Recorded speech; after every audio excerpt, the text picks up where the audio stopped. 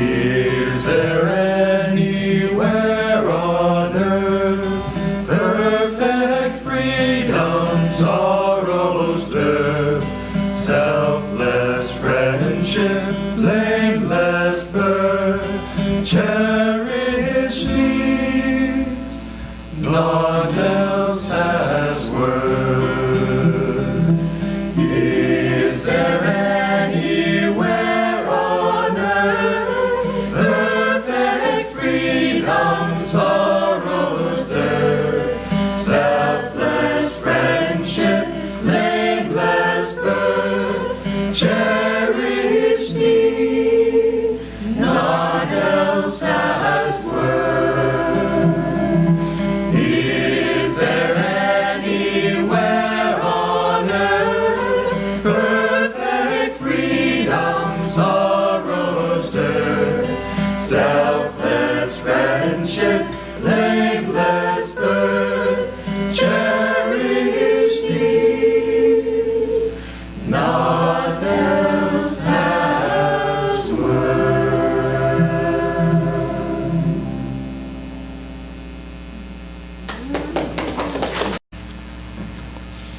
Today's reading is from the Rays of the One Light, and it's week 19, The Secret of Right Action. Truth is one and eternal. Realize oneness with it in your deathless self within.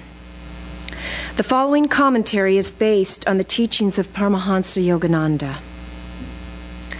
One of the most famous stories in the Gospels is that of Martha and Mary. Jesus, visiting the home of Martha, was teaching while her sister Mary sat at his feet, absorbing his divine love and wisdom. Martha, meanwhile, busied herself with serving her guests and was upset with Mary for not helping her. "Lord," she cried, "doesn't it matter to you that my sister has left me to do all this serving alone? Please ask her to help me." "Martha, Martha," Jesus answered, "thou art careful and troubled about many things. But one thing is needful, and Mary hath chosen that good part, which shall not be taken away from her." This story is classic, for Martha's complaint is very understandable and not, on the surface of it, spiritually wrong. Jesus may well have told Mary to get up and help her. We don't really know that he didn't, considerate as he always was of others' needs. But the teaching here doesn't concern the obvious dilemma of devotees, to work for God or to spend all one's time in prayer. It concerns rather the attitude of the mind. Jesus didn't tell Martha, "Martha, you are doing too much." He told her rather, "You are letting your work affect your inner peace." That was the contrast. Not work versus contemplation, but restless preoccupation versus peaceful absorption under all circumstances. As it says in the Bhagavad Gita, the 2nd chapter, actions performed under the influence of desire are greatly inferior to those which are guided by wisdom. Happiness eludes people when they act from self-interest. Seek shelter, therefore, in the equanimity of wisdom. Thus, through Holy Scripture, God has spoken to mankind. Om, Om, Om.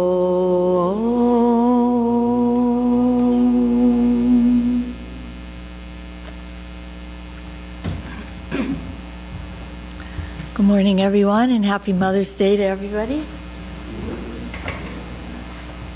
Is this where you want the...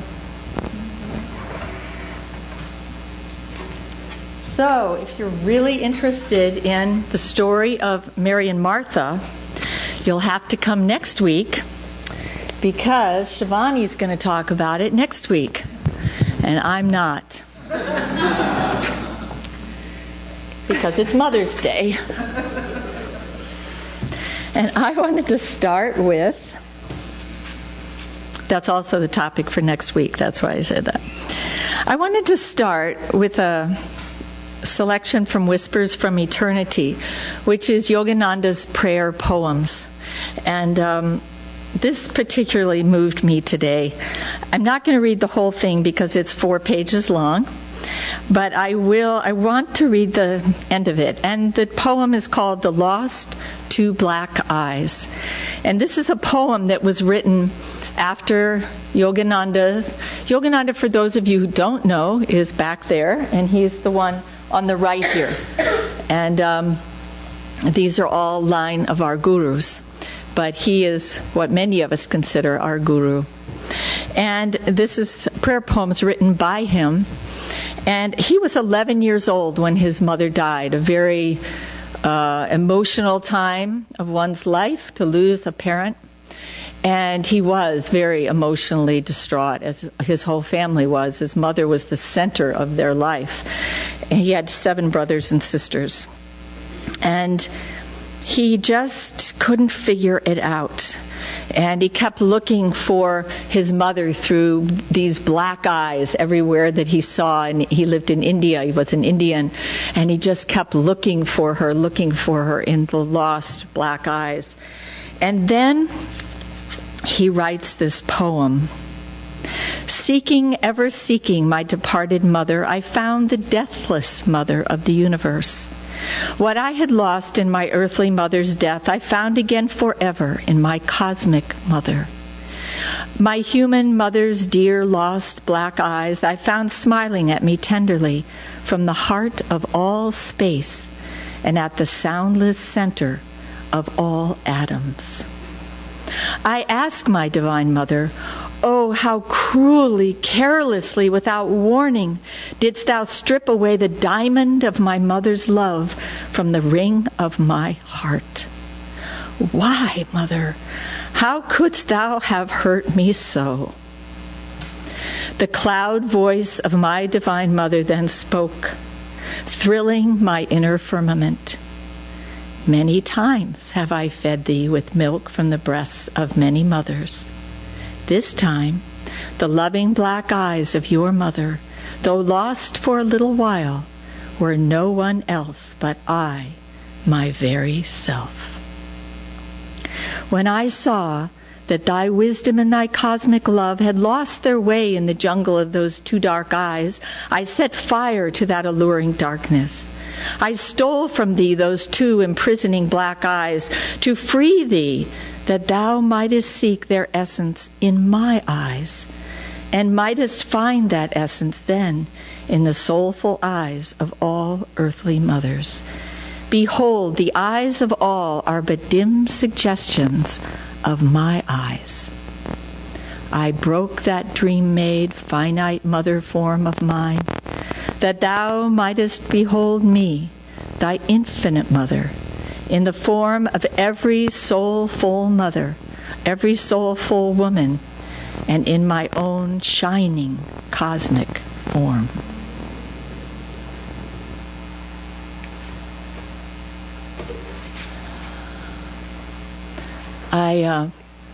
Beautiful, huh?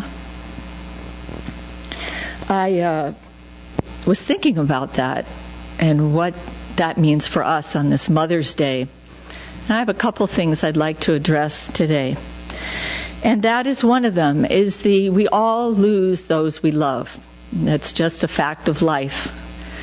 And what this poem is saying through our master is we can grieve for a while.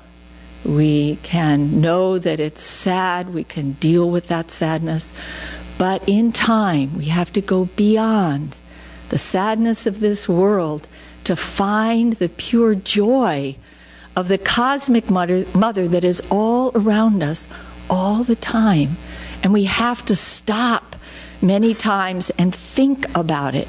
We get caught up in the emotions of life, and we need to stop and we need to say, what is she teaching me through this test, through this person, through this situation, there is a reason for it. She isn't out to get us.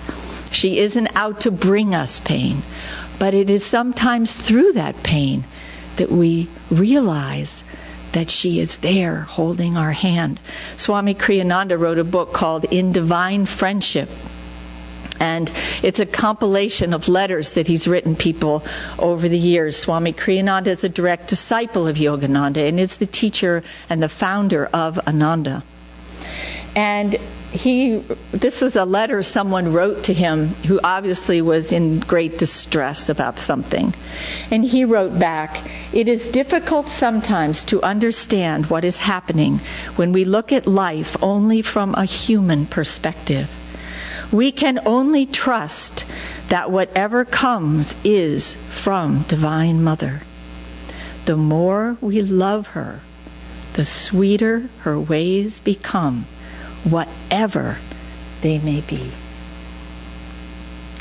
There was a devotee who came to Yogananda, and she said to him, "Master, I don't know what to do because people are telling me to love God as the cosmic ground of being and the cosmic consciousness and the this and the that."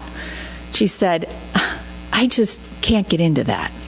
I don't know what to do. I want to love God, but it's just too impersonal. Can you give me something else?" And he said, "What about thinking of God as Divine Mother?" And she said, "Is that valid?" And he said, "Yes." He said, "Divine Mother permeates the whole universe. She is your very self. It is definitely valid.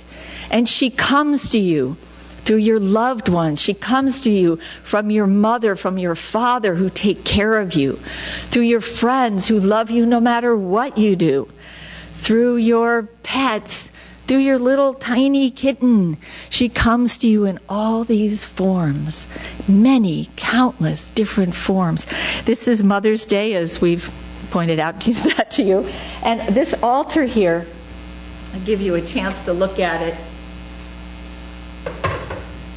are some of the countless forms of Divine Mother. There's Anandamoy Ma, and I'll move away in a minute. Can I just hold this? Okay. Sorry, guys. So this Anandamoy Ma here, and she was called the Joy-Permeated Mother, and she was Yogananda's dearest friend, and they were lovers of God together. There's Mother, the Lady of Guadalupe, Mother Mary, who was in South America in the 1500s through a vision that a man had, and then has become the image of Divine Mother that they worship there in Mexico. Mexico. And then, what is it, Tara? Oh, good. Okay, so this is Tara, and she's one of the Indian goddesses, Divine Mother of Compassion. This is a picture of Master's mother, the one the poem was written about. You can see those beautiful dark eyes there. And over here is a more traditional picture of Mother Mary and baby Jesus. All these... Oh, I'm sorry. That was my fault, right? I told Brooke, I said, "Brooke, move it from here because nobody will be able to see it." Okay, so that's Kuan Yin, and she is called the one who the cries of the world. So all these different aspects of Divine Mother in different religions, in the Buddhist and the Indian and self-realization and all Christian, are all women of compassion, which is what our Divine Mother brings to us. I wanted to talk about a couple things, and one is parenting. And I didn't really want to talk about parenting per se, but I did want to talk about specific parenting. Yesterday we had a Learn to Meditate class, and Jim and Luis, who's in the class, brought their children, their teenage children, to the class to learn to meditate. I was so moved because here are children, Tony's too, and others of you too. Here are children that are born in this world, and you know there's something deeper happening with them. And when you have parents, I can't look at you, when you have parents that realize that recognize that can bring that out in their children, we're creating a new generation of children that have a higher consciousness. You can feel it. They are so smart, for one thing, way smarter than I am. And you learn from them, and they become a blessing for you. And these children, I was just looking at them yesterday, and I could just feel something from them. I want more. And that's why we're all here, because we want more. And I have 8 godchildren, and 6 of them are girls, and the youngest one is Mira.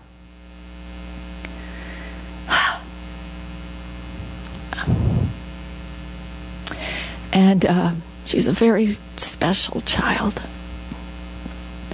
All her sisters, she has 2 sisters. They're all very dear to me. But Mira, there's something about her where you knew from the time she came in. And these are very spiritual children. I don't mean to say the others aren't. But Mira, from the time she was tiny, was just observing the world. In fact, her parents were worried about her because she didn't really do much till she was about a year old.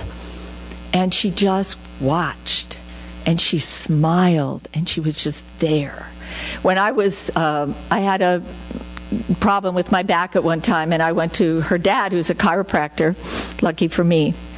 And I was at their house, and I was lying on the bench, and he was adjusting me, and he was somewhere down around my feet.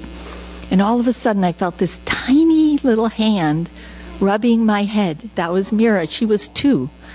And she was just that compassion. She was just born to know. Her mother wrote me this note saying that when she was about 4 years old, she heard the 2 girls, her sister's 6, and they were jumping on the trampoline.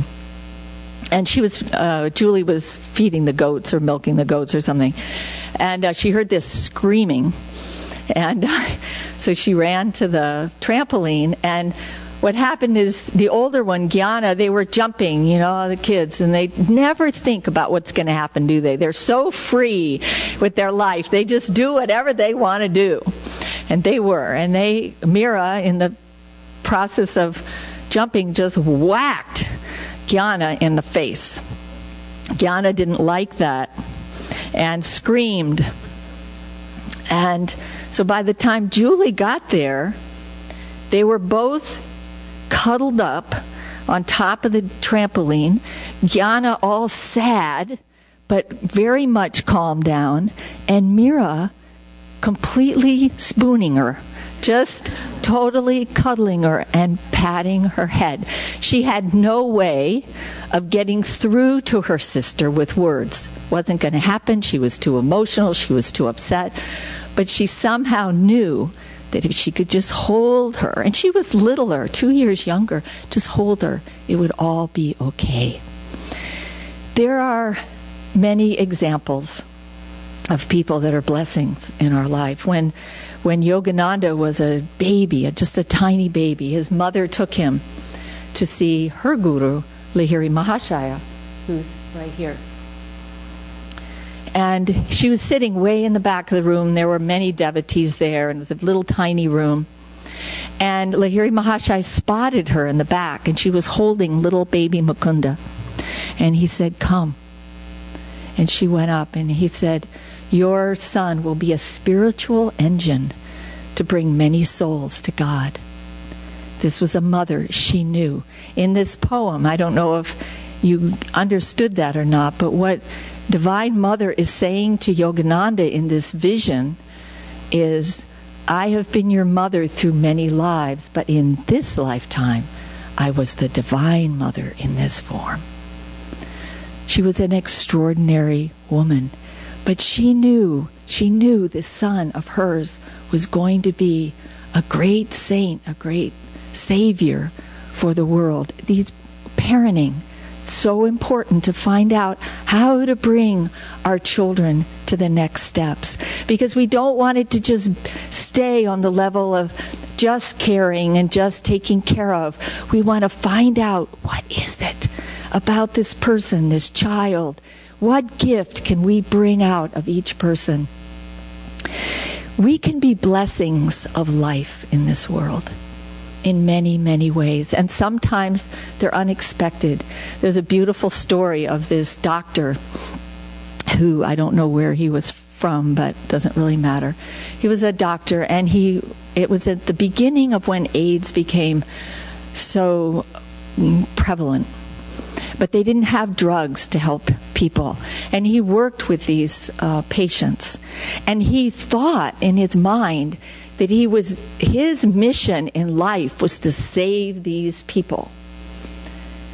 And he did everything he could, but he couldn't save them. Not in this life. But he was a Buddhist, and he would say prayers for them. And then when they would die, he would light a candle in his house for a month, and he would send energy and send prayers and send light. And he said many years later, he looked back and he realized that wasn't my mission to save them. My mission was to be there when no one else was praying for them. That was his mission. There's many things we can do in this lifetime. What is Sister Mother Teresa said? Do small things with great love. Those are the real heroes. They aren't necessarily these huge, enormous gurus and goddesses and everything. No, they're you and me that can just be a blessing in this life, like little Mira, like many, many children. I read a cute letter that this little boy is 3 years old. He was with his mother, and she was tucking him in, and he said, "Mommy, I love you so much that when you die, I'm going to bury you under my bedroom window." There's all kinds of ways we can love. And there are all kinds of ways we can love. And that was his way. No matter what happens to you, I will love you. I will keep you in my heart. I have something I wanted to say. Let me see if I can find it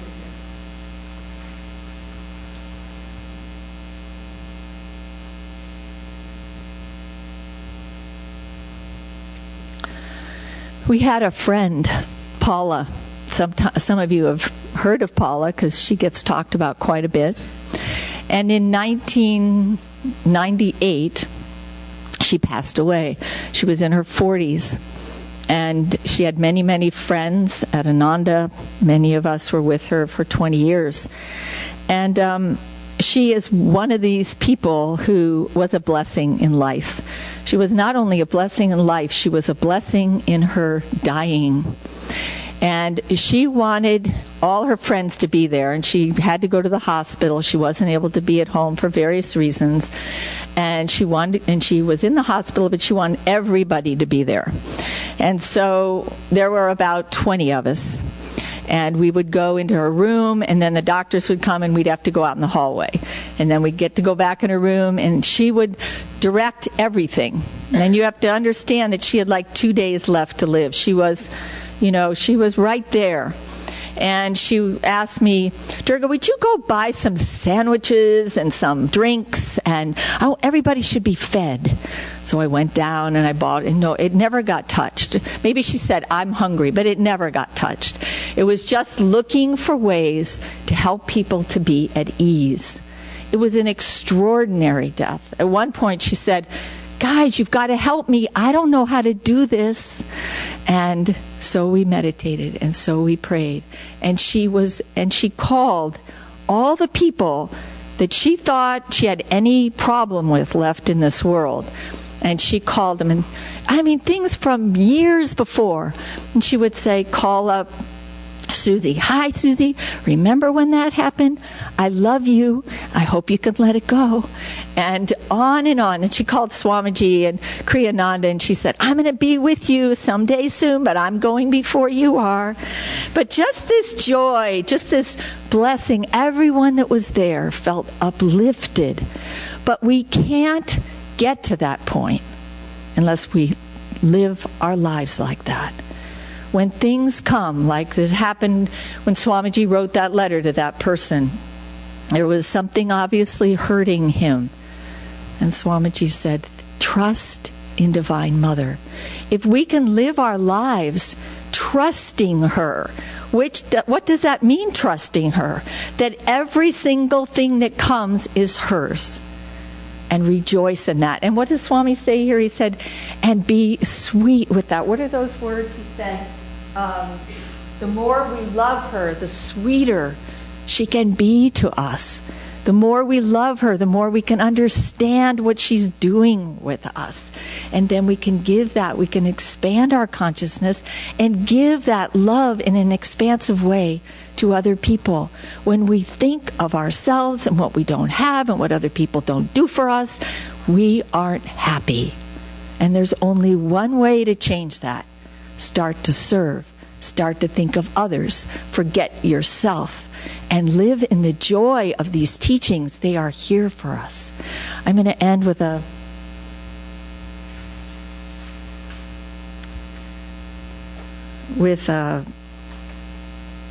retelling of a vision that Swami Kriyananda had in 1986 at Ananda Village up in Nevada City.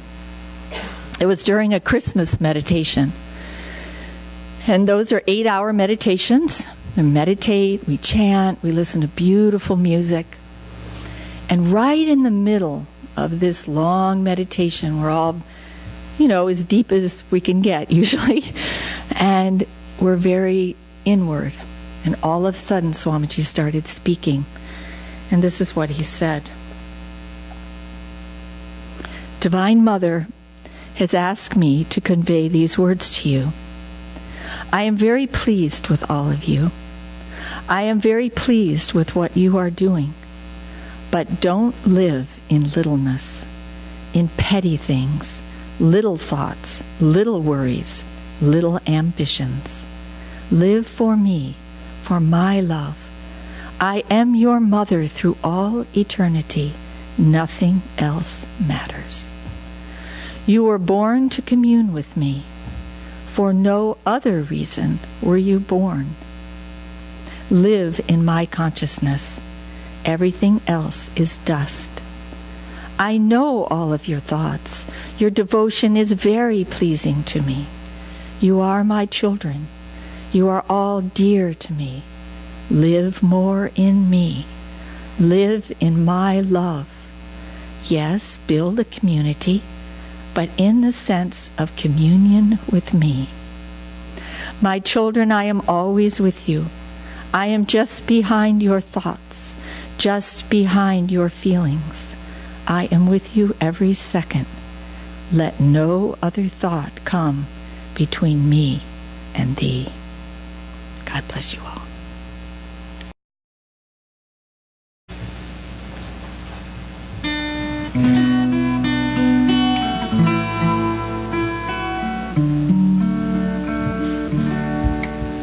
I've known them forever, they've haunted my slumber and called to me out of the deeps of space. The love that they promise has helped me remember another time, a caring embrace. Dark eyes in the morning, dark eyes in the evening, dark eyes in the starlight at end of day, dark eyes that speak silence, they whisper, come find me, you'll never know true love if you stay. Now I seek them in the winter time, oh, I seek them in the spring. Those two dark eyes draw my heart away to where sun and moon sing. I laugh now in the summertime where ripples on the river play. I laugh soaring with the meadowlarks, love has made my heart gay. I laugh soaring with the meadowlarks, love has made my heart gay. I've known them forever, they've haunted my slumber and called to me out of the deeps of space. The love that they promised has helped me remember another time again.